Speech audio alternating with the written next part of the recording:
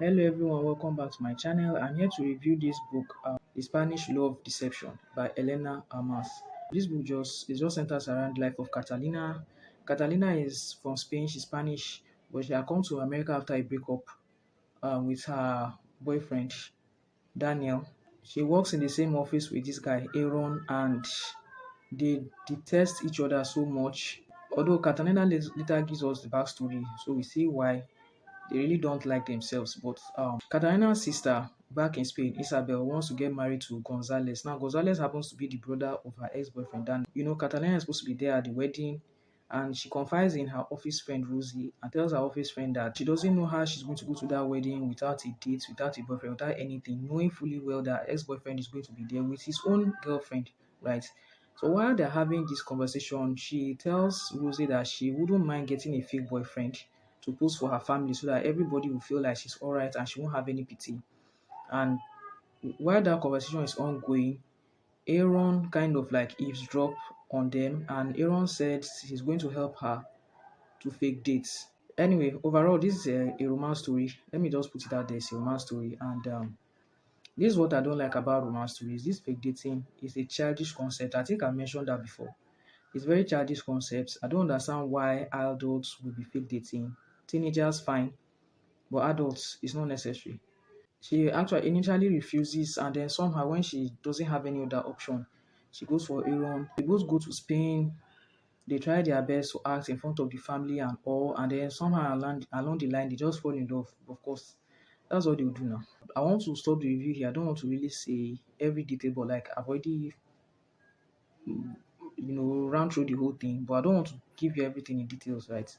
So what will I say about this book? This book is it's a big book. I think it should be around 500 and something pages, but if you really are into romance, it will be a fast read for you.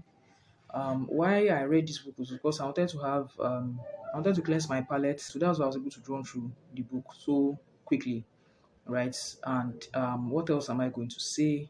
What I loved about this book was that a lot of Spanish words was used, and then there was a translation. Another thing I'll say that I noticed is that the conversation between Catalina and Aaron before, during, and even after their fake dating, to me, they didn't have any real conversations.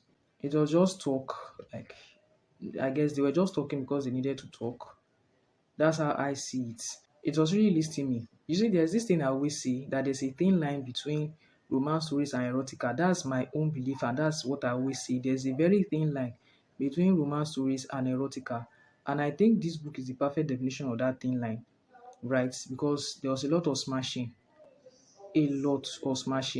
And if you, I'll just say that if you want to read something to kind of like relieve you of smashing tension or whatever, I think you should just pick up this book. There's a lot of punani action going on here.